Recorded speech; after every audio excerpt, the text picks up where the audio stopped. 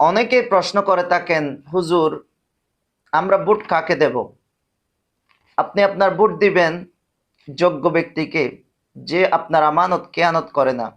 পবিত্র কোরআনের মধ্যে আল্লাহ রাব্বুল আলামিন বলেছেন সূরা নিসার 58 নম্বর আয়াতে, নিশ্চয় আল্লাহ তোমাদের নির্দেশ দেন যে তোমরা আমানত তার যোগ্য ব্যক্তিকেই দিবে। ভোটটি একটি যেহেতু আমানত, আপনি আপনার টাকা পয়সার বিনিময়ে না, যে সঠিক মানুষ, যে আমানতের খেয়ানত করে না তাকে দিবেন। আল্লাহ রাব্বুল আলামিন অন্য আয়াতে বলেছেন, সূরা বাকারা 283 নম্বর আয়াতে বলেছেন, তোমরা সাক্ষ্য গোপন করো না, যে তা গোপন করে তার হৃদয় পাপী হবে। তাহলে এটি একটি সাক্ষ্য দিচ্ছেন আপনি, ও যে ভালো, এটি একটি আপনি সাক্ষ্য দিলেন। তাহলে আপনার ভালো ব্যক্তিকে আপনাকে ভোটটি দিতে হবে। আল্লাহ রাব্বুল আলামিন সূরা নিসার 135 নম্বর আয়াতে বলেন, তোমরা সর্বদা আল্লাহর সাক্ষী হিসেবে ইনসাফের উপর দৃঢ়ভাবে প্রতিষ্ঠিত থেকো।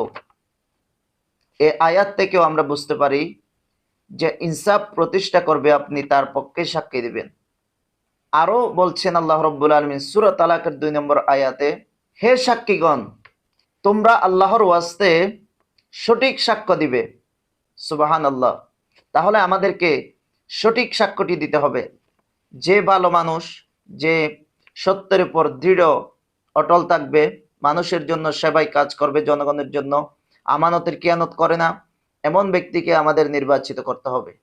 এখান থেকে আমরা বুঝতে পারি ভোটটি হচ্ছে একটি আমানত, এবং যে আমানতের খেয়ানত করে না আপনি তাকে ভোট দিবেন। আপনার বিবেক যাকে ভালো বলবে আপনি তাকেই ভোট দিবেন। যে আপনার বিবেকে কোনো অপরাধ করে নাই, অথবা কোনো অপরাধে লিপ্ত না, মানুষের ক্ষতি করে নাই জানমালের, তাকে আপনি ভোট দিবেন। আশা করি বুঝতে পেরেছেন। আসসালামু আলাইকুম ওয়া রাহমাতুল্লাহ।